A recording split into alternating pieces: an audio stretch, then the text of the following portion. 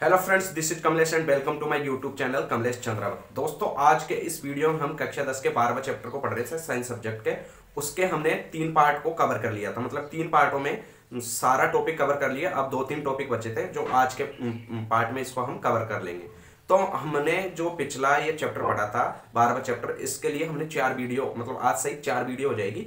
तो पिछले 3 वीडियो में हमने इसमें विद्युत परिपथ, विद्युत धारा, है ना, विद्युत परिपथ, विद्युत धारा और विद्युत विभव और विभवांतर, ओम्स लॉ, प्रतिरोध के बारे में पढ़ा था। प्रतिरोध किन किन कारकों पर निर्भर करता है। फिर हमने प्रतिरोधों के निकायों का संयोजन पढ़ा था और समांतर क्रम संयोजन, श्रेणी क्रम संयोजन और उनसे रिलेटेड सारे न्यूमेरिकल क्वेश्चन कर लिए थे। आज के पार्ट में हम विद्युत धारा का तापीय प्रभाव, विद्युत शक्ति और विद्युत ऊर्जा के बारे में हम बात करेंगे। उससे पहले आप सबके लिए एक मोटिवेशनल कोट कि इंतजार करने वालों को सिर्फ उतना मिलता है जितना मेहनत करने वाले छोड़ जाते हैं।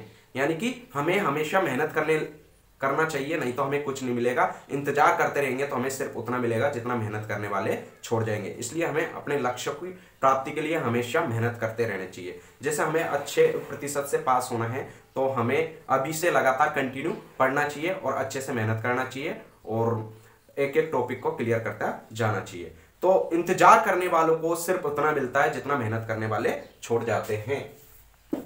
आज का हमारा टॉपिक रहेगा विद्युत धारा का तापीय प्रभाव। क्या रहेगा? विद्युत धारा का तापीय प्रभाव। आज का हमारा टॉपिक है विद्युत धारा का तापीय प्रभाव। विद्युत धारा का तापीय प्रभाव। दोस्तों, विद्युत धारा का तापीय प्रभाव का मतलब होता है कि विद्युत परिपथ में जब विद्युत धारा प्रवाहित होती है तो ज्यादातर विद्युत धारा तो जिस काम के लिए हम, जैसे हमें बल्ब जलाना है ना, तो ज्यादातर विद्युत धारा तो बल्ब जलाने के काम में आएगी। ज्यादातर उसका जो विद्युत तो आवेशों का उपयोग है बल्ब को जलाने के लिए काम में आएगा। लेकिन कुछ विद्युत धारा है जो बल्ब को क्या कर देती है, गर्म कर देती है। तो इसी प्रभाव को हम क्या कहेंगे, विद्युत धारा के तापीय प्रभाव कहेंगे। जैसे हमें विद्युत धारा से क्या चलाना, पंखा चलाना, फैन चलाना, जैसे सीलिंग फैन चलाना, है ना, तो ज्यादातर विद्युत धारा उसका 99% भाग तो विद्युत धारा को फैन को चलाने में, फैन को घुमाने में काम करेगा, जबकि उसका 1% भाग फैन को गर्म कर देगा। तो ये गर्म करने वाला पार्ट ही, ये भाग ही उसका क्या कहलाएगा, विद्युत धारा का तापीय प्रभाव कहलाएगा, है ना। तो इस प्रकार से हम विद्युत धारा के तापीय प्रभाव को समझ सकते हैं। जैसे विद्युत धारा का तापीय प्रभाव की एक और मान लेते हैं, हमें विद्युत धारा किसी आर प्रतिरोध, है ना, किसी आर प्रतिरोध के परिपथ में प्रवाहित हो रही है जिसके सिरों पर विभवांतर भी उत्पन्न हो रहा है और उसमें क्या धारा आई प्रवाहित हो रही है। तो उसको हम देखेंगे कि उस परिपथ में निवेशित विद्युत शक्ति क्या होगी। माना किसी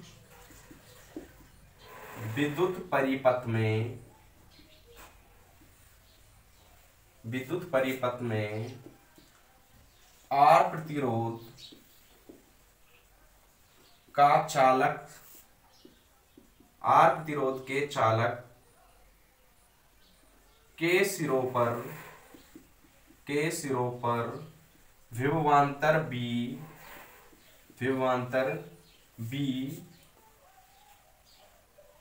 उत्पन्न होता है तथा उसमें धारा I प्रवाहित होती है, उसमें धारा I प्रवाहित होती है, तो परिपथ में निवेशित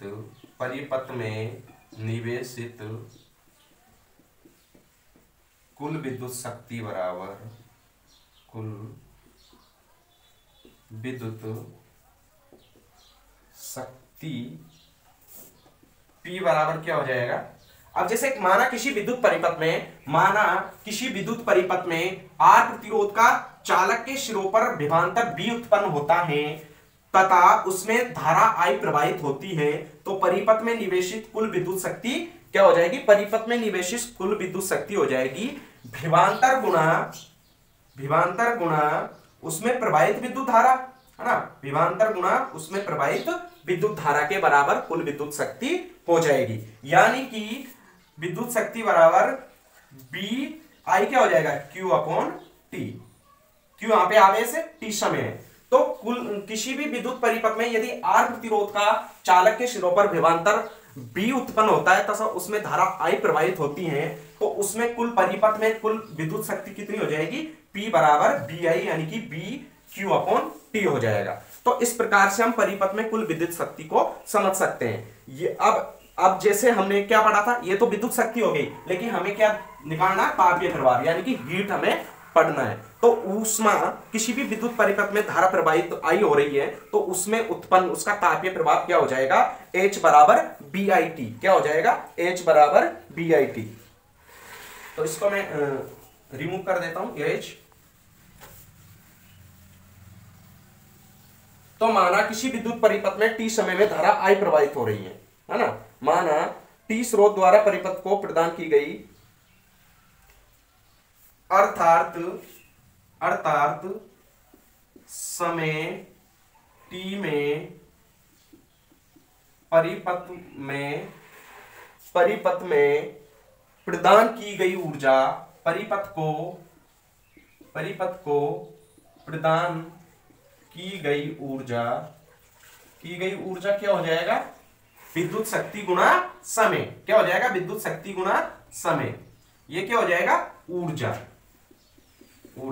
क्या हो जाएगा? विद्युत शक्ति गुणा समय यानी कि P गुणा T, जिसे हम किससे प्रदर्शित करेंगे? P बराबर, तो हमने क्या पढ़ा था समीकरण 1 में? P बराबर BI। क्या पढ़ा था? P बराबर BI। तो विद्युत शक्ति बराबर BIT। H बराबर क्या हो जाएगा? BIT, हीट यानी कि ऊष्मा बराबर। तो विद्युत धारा का तापीय प्रभाव से रिलेटेड जो फॉर्मूला हमारे पास निकल के आया वो क्या आ गया? H बराबर हीट बराबर BIT। तो इस प्रकार से हम विद्युत धारा के तापीय प्रभाव को समझ सकते हैं। अब ओम के नियम से, ओम का नियम इसमें हम लगाना चाहे तो ओम के नियम से BI किसके बराबर हो जाएगा? B बराबर, अब ओम का नियम इसमें डाल दो, B बराबर डाल दो या I बराबर। हमने ओम का नियम क्या पढ़ा था कि B बराबर क्या हो जाएगा? B बराबर IR। B बराबर IR समीकरण 1 में इसका मान रख देंगे, तो समीकरण 1 में मान रखेंगे तो H बराबर क्या आ जाएगा? IR रख देंगे B की जगह पे, तो IR है ना, और ये क्या? IT। तो ये क्या आ जाएगा? I²RT। ये भी एक क्या हो गया हमारे पास? हीट का फॉर्मूला, विद्युत धारा के तापीय प्रभाव का फॉर्मूला इस प्रकार आ जाएगा। ये ओम के नियम से ये हमने B बराबर IR रख लिया। इसी प्रकार हम I बराबर भी तो लिख सकते हैं। इसी प्रकार हम क्या? इसी प्रकार I बराबर हम क्या रखेंगे? B/R। I बराबर क्या जाएगा? B/R। तो इसमें रख दो वापिस से, तो H बराबर रखने पर तो H बराबर कितना आ जाएगा हमारे पास? H बराबर हमने किसकी जगह? I की जगह, तो B की जगह B रखेंगे और I की जगह पे क्या रख देंगे हम? B/R। तो B/RT। तो ये क्या आ जाएगा? H बराबर B²/RT। तो इस प्रकार भी हम इसको बना सकते हैं। तो ये अगला समीकरण। तो इस प्रकार हम जूल के नियम से B और I का मान रख के, यदि B का मान हम इसमें रखेंगे, B का मान IR रखेंगे, तो H बराबर क्या हो जाएगा? I²RT हो जाएगा। क्या हो जाएगा? H बराबर I²RT। यदि हम I बराबर B/R रखेंगे तो H बराबर B²R गुणा T हो जाएगा। तो इस प्रकार से हम इसको, अब इस वाले नियम को जूल का तापन नियम भी कहते हैं। क्या कहते हैं इसे? जूल का तापन नियम भी कहते हैं। इस वाले नियम को हम क्या कहते हैं? जूल का तापन नियम भी कहते हैं। अब देखो, जूल का तापन नियम है वो किन किन बातों पर निर्भर करेगा? अब इस समीकरण से देखो, जूल का तापन नियम किन किन बातों पर निर्भर करेगा? तो जूल का तापन नियम यानी कि विद्युत धारा का तापीय प्रभाव किन किन बातों पर निर्भर करेगा? एक तो विद्युत परिपथ में प्रवाहित धारा के क्या होगा? वो समानुपाती होगा, यानी कि परिपथ में प्रवाहित धारा पर निर्भर करेगा, है ना। परिपथ में प्रवाहित धारा पर निर्भर करेगा, परिपथ में प्रवाहित वोल्ट विभवांतर, परिपथ के सिरों पर उत्पन्न, चालक के सिरों पर उत्पन्न विभवांतर पर निर्भर करेगा। दूसरा प्रतिरोध पे, यानी कि चालक तार के पदार्थ की प्रकृति पर भी वो निर्भर करेगा। तो इस प्रकार से हम इनको समय के अनुरूप, अब देखो इनसे हम रिजल्ट निकालते हैं इस फॉर्मूले से।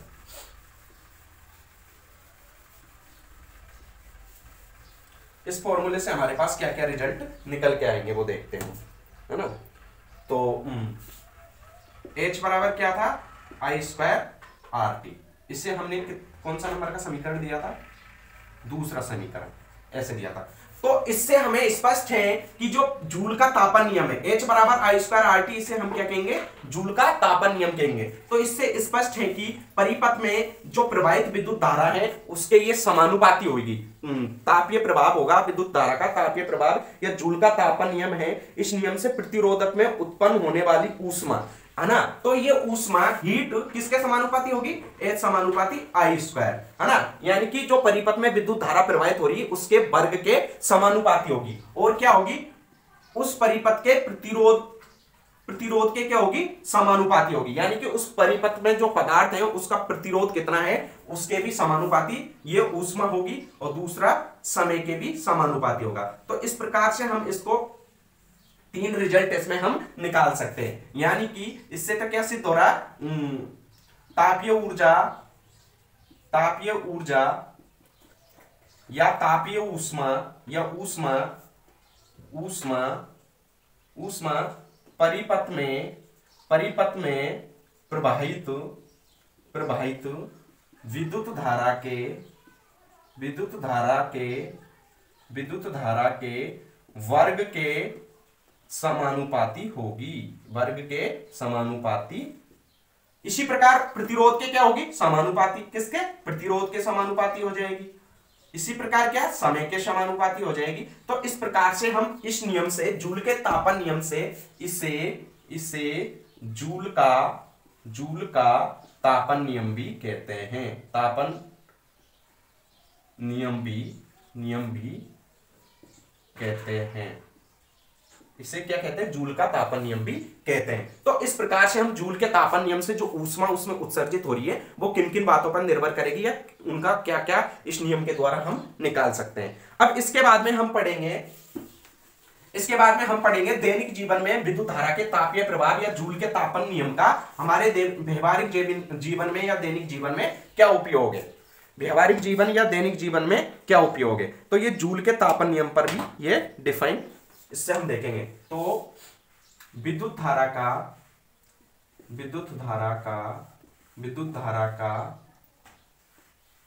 तापीय प्रभाव का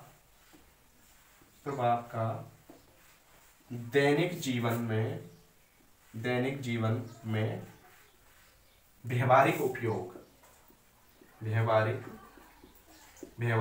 उपयोग। तो दैनिक जीवन में विद्युत धारा के तापीय प्रभाव का हमारे व्यवहारिक जीवन में क्या उपयोग है। दोस्तों, आपने कभी भी अपने कपड़ों की प्रेस करने के लिए, अपने आयरन करने के लिए आपने इलेक्ट्रिक आयरन का उपयोग किया होगा, जिसे हम विद्युत इस्त्री बोलते हैं, है ना। तो हमने प्रेस करने के लिए जिस विद्युत इस्त्री का उपयोग किया, इलेक्ट्रिक आयरन का उपयोग करते हैं, वो विद्युत धारा के तापीय प्रभाव पे काम करती है, जूल के तापन नियम पर काम करती है।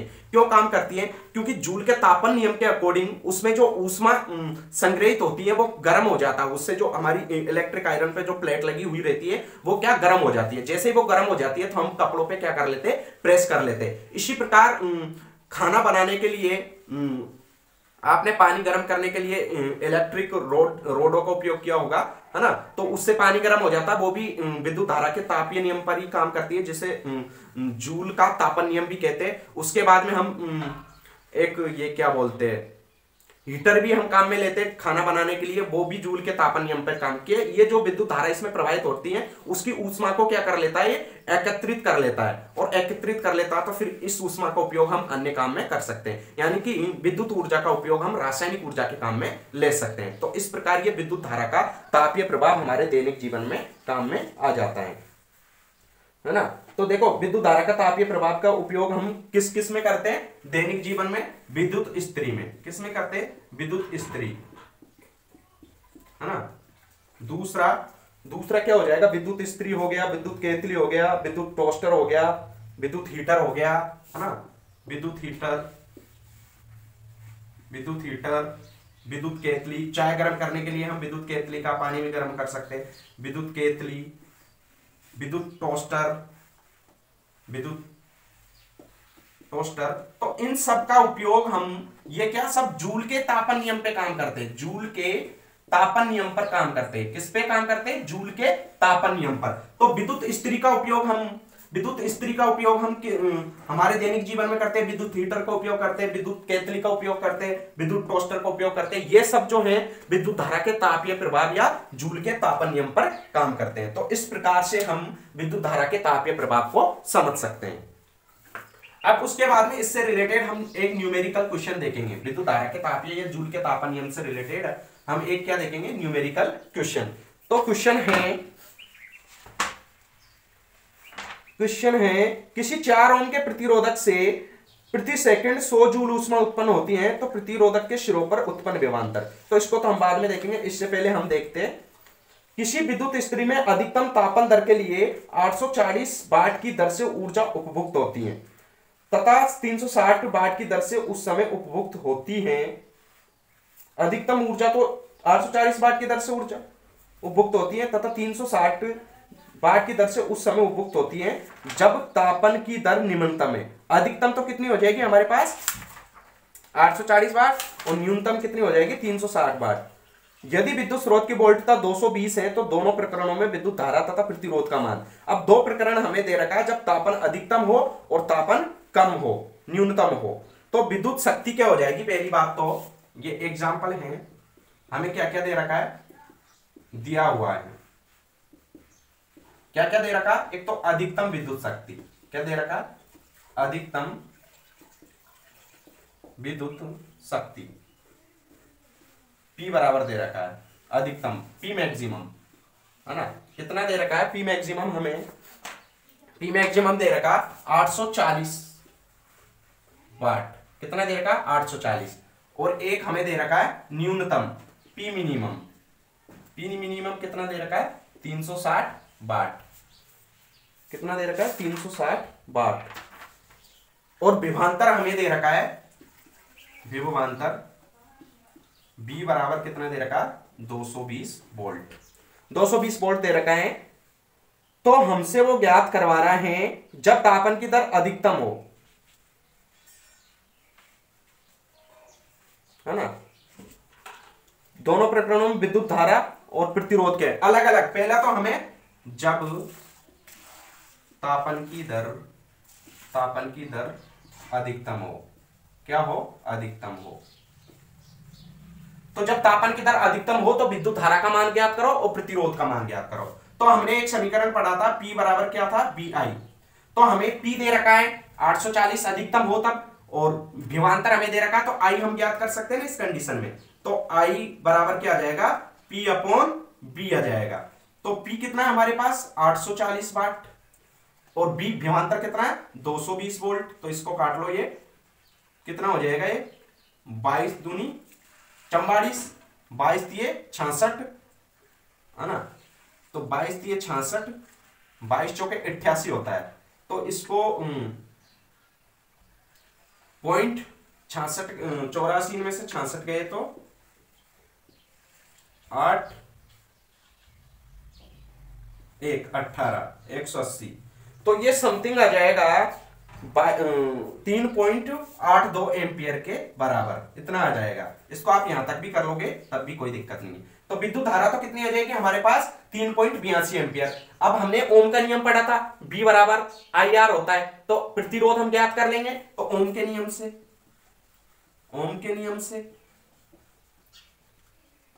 B बराबर क्या हो गया IR, R हमें ज्ञात करना है, तो R बराबर क्या हो जाएगा B अपॉन I, क्या हो जाएगा B अपॉन I। तो आप देखो इसमें B कितना है हमारे पास 220 वोल्ट, I कितना आया हमारे पास, ये देख लो 840 बटे 220 कितना आया था 840 बटे 220, तो ये उल्टा हो जाएगा, उल्टा कर देंगे इसको, तो ये कैसे आ जाएगा, ऐसे आ जाएगा 840 गुणा 220, है ना। तो 22 का वर्ग कर लो, 22 का वर्ग कितना है 484, 22 का 484 होता है ना, तो 2 जीरो लो, फिर ये तो 1 जीरो से 1 जीरो,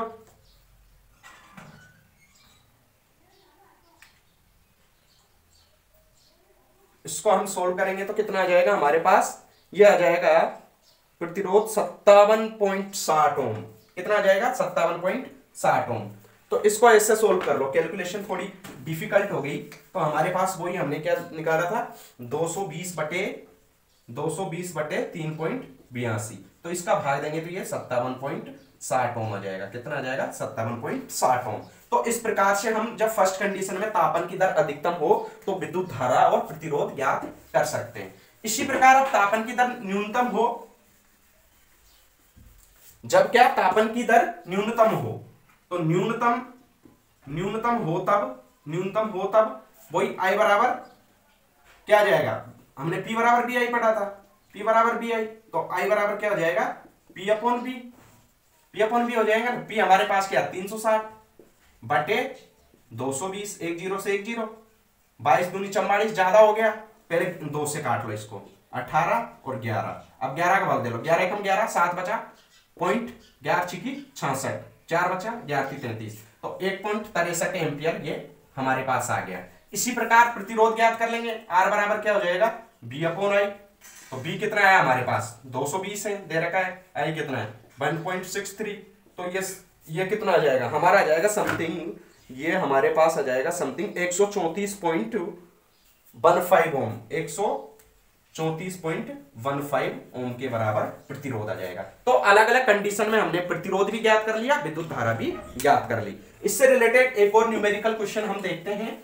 उसके बाद में हम पढ़ेंगे विद्युत ऊर्जा।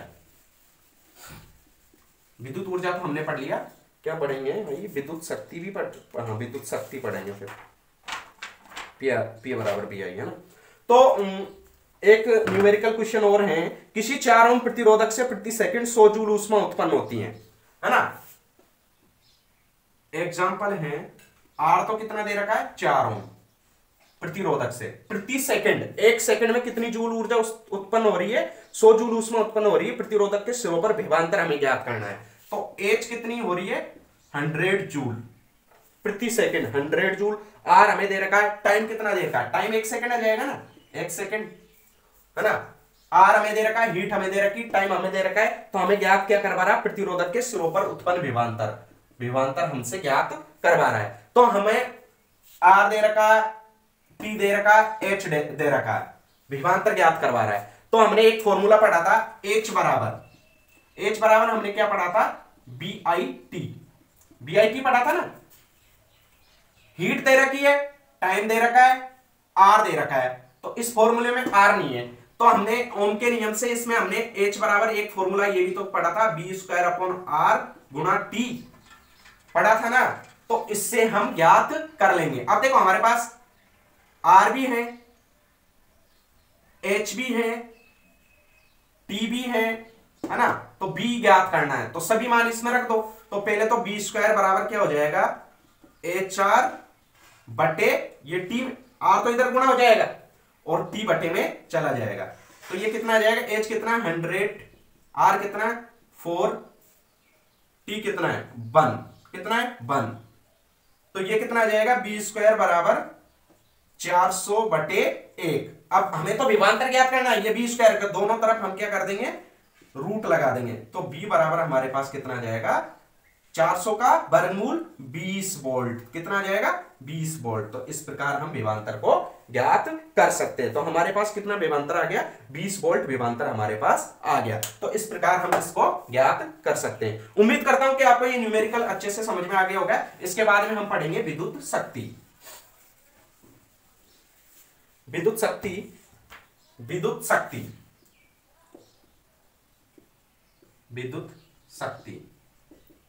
अब जैसे आपने एक डेफिनेशन पढ़ी होगी, विद्युत शक्ति क्या होता है। पहले शक्ति की डेफिनेशन में आपको बता देता हूं कि कार्य करने की दर को ही क्या कहते हैं, शक्ति कहते हैं। क्या कहते हैं, कार्य करने की दर को क्या कहते हैं, हम शक्ति कहते हैं। तो किसी भी विद्युत परिपथ में उपभुक्त या कितनी ऊर्जा उससे उत्सर्जित हो रही है, उस ऊर्जा की दर को ही हम क्या कहेंगे, शक्ति कहेंगे। तो किसी भी विद्युत परिपथ में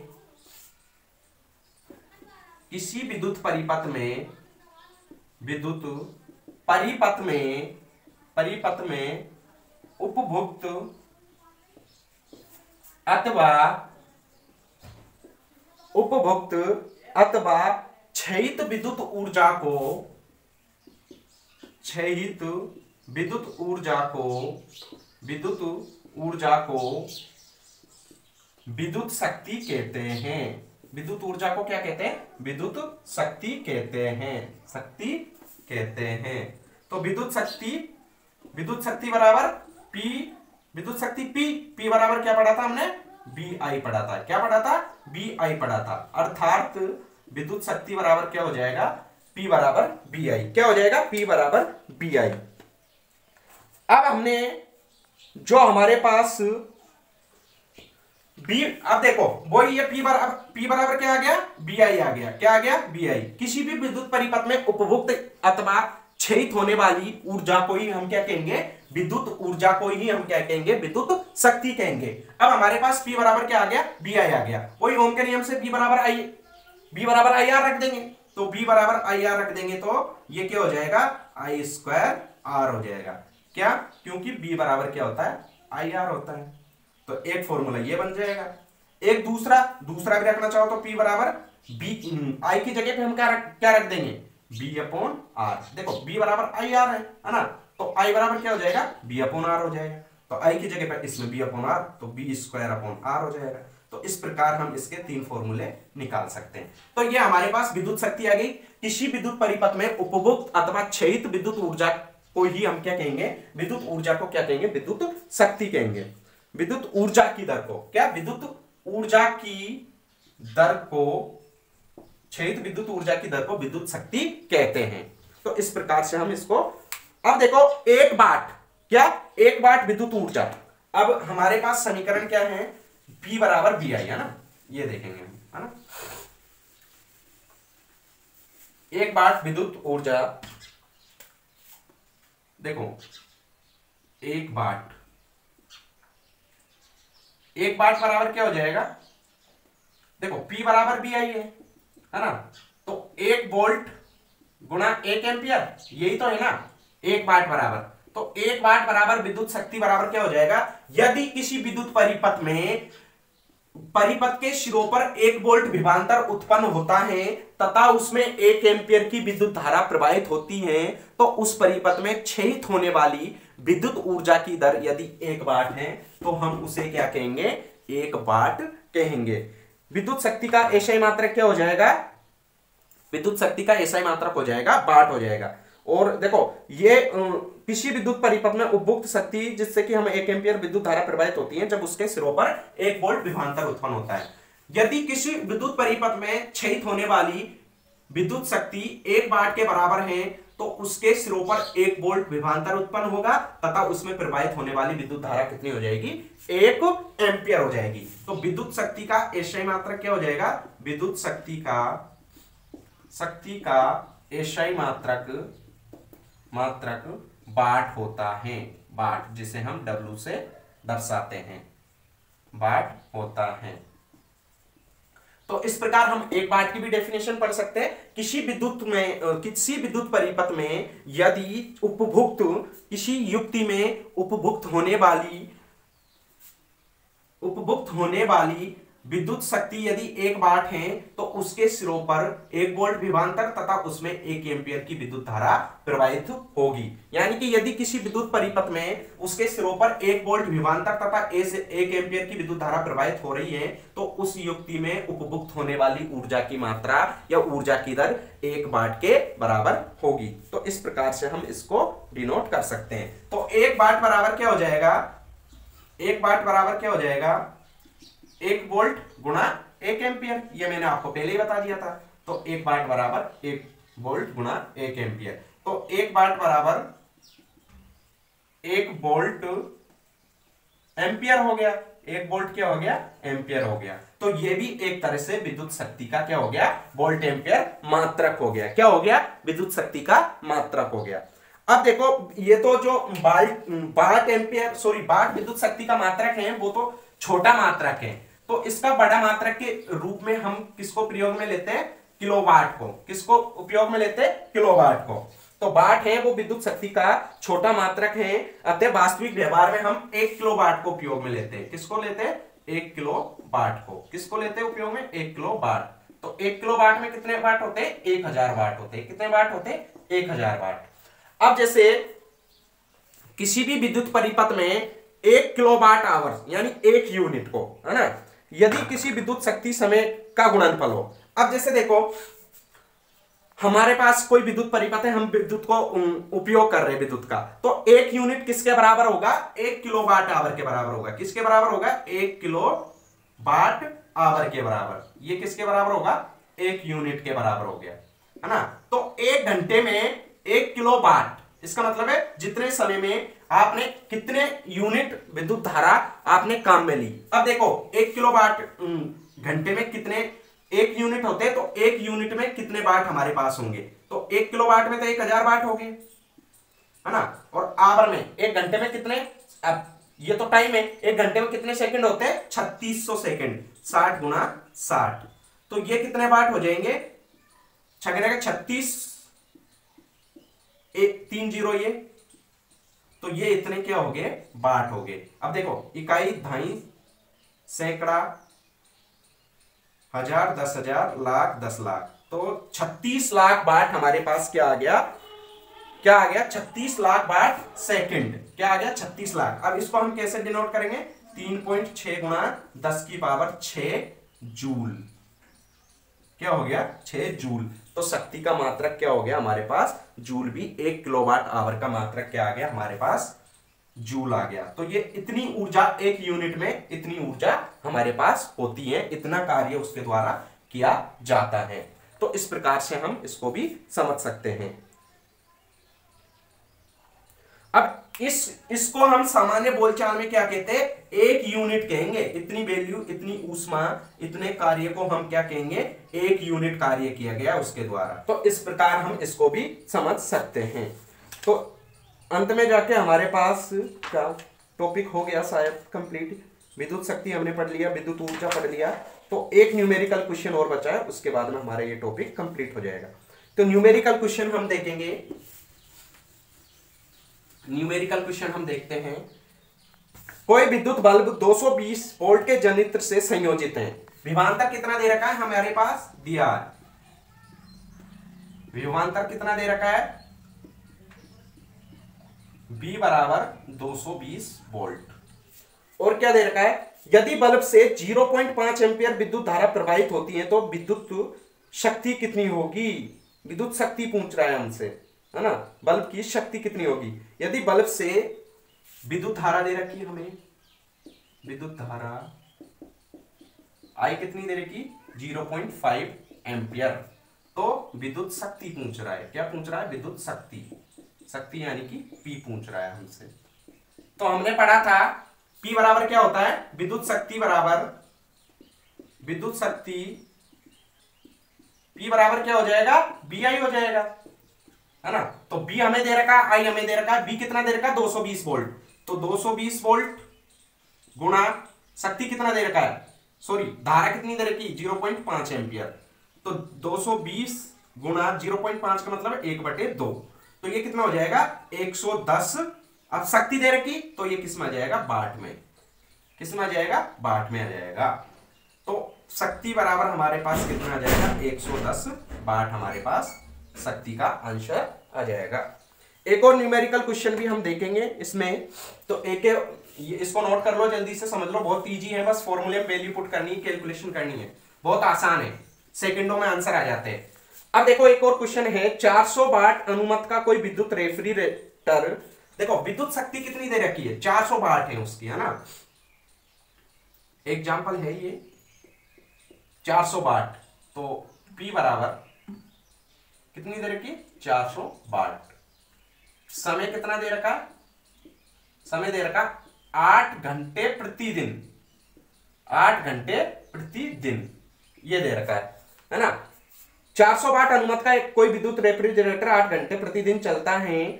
3 रुपए प्रति किलोवाट घंटे की दर से 30 दिन तक चलाने का। कितने दिन तक चला रहे? गुना 30 दिन तक। तो टोटल समय क्या हो जाएगा? 8 गुना 30 यानी कि 240 घंटे हो जाएगा, है ना। 3 रुपए प्रति दर, दर कितनी है? दर है 3 रुपए प्रति यूनिट या फिर किलोवाट आवर। अब हमें क्या ज्ञात करवा रहा है? कितना खर्च आएगा उसमें। तो हमें ज्ञात करवा रहा है यानी कि उससे कुल कितनी ऊर्जा उपभुक्त ऊर्जा, लास्ट में हमने एक फॉर्मूला पढ़ा था, कौन सा, 1 किलोवाट घंटे बराबर P बराबर BI के बाद में हमने I स्क्वायर R वाला फॉर्मूला पढ़ा था। उसके बाद में पहले तो हम इससे ज्ञात कर लेंगे कुल कितनी वो विद्युत लेगा, कुल कितना मतलब उपभोक्त विद्युत उपभोक्त होगी, यूनिट में देखेंगे। तो इसको हम सोल्व करेंगे तो हमारे पास कितना आ जाएगा, 30 दिन में रेफ्रिजरेटर द्वारा उपभोक्त कुल ऊर्जा